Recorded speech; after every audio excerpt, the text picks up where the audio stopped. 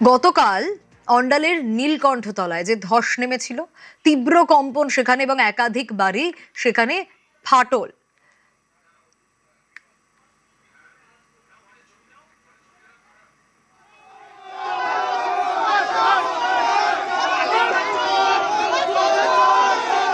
নজর রাখবো এবার অন্যান্য খবরে। আমরা বাঁকুড়ার দিকে একটু নজর রাখার চেষ্টা করি। বাঁকুড়ায় ধৃত তৃণমূল নেতাকে ডিম। বাঁকুড়ার পাত্রসারের ছবি আপনাদের দেখাচ্ছি। তৃণমূল নেতা গ্রেফতার। বিষ্ণুপুরের তৃণমূল জেলা সভাপতি গ্রেফতার।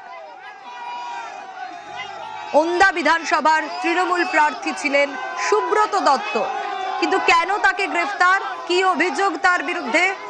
দেবব্রত রয়েছে আমার সঙ্গে। দেবব্রত,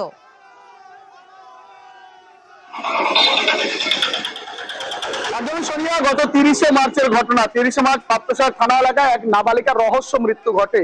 এরপরে ওই নাবালিকার পরিবারের পক্ষ থেকে পাত্রসার থানায় লিখিত অভিযোগ জানাতে গেলে তখন অভিযোগ ওঠে যে এই জেলা সভাপতি অর্থাৎ ওন্দার তৃণমূল প্রার্থী সুব্রত দত্ত এবং তার স্ত্রী অর্থাৎ পাত্রসার পঞ্চায়েত সমিতির সভাপতি প্রভাব কাটিয়ে তাদের অভিযোগ করতে দেয়নি।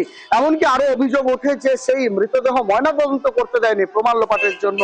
এরপরেই তখন অভিযোগ করতে পারেনি। বর্তমানে যখন বিজেপি সরকার এসেছে, বর্ষা এসেছে, ভয় আউট হয়েছে, এরপরেই পাত্রসার থানায় লিখিত অভিযোগ দায়ের করে।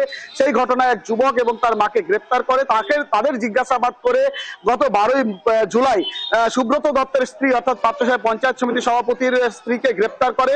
আজ সুব্রত দত্তকে গতকাল রাতে তার অসুস্থ বাবাকে দেখতে আসছিল পাত্রসারে, তখনই গ্রেপ্তার করে, কারণ দীর্ঘদিন ধরে সে ফেরার ছিল, তাকে খুঁজে পাওয়া যাচ্ছিল না।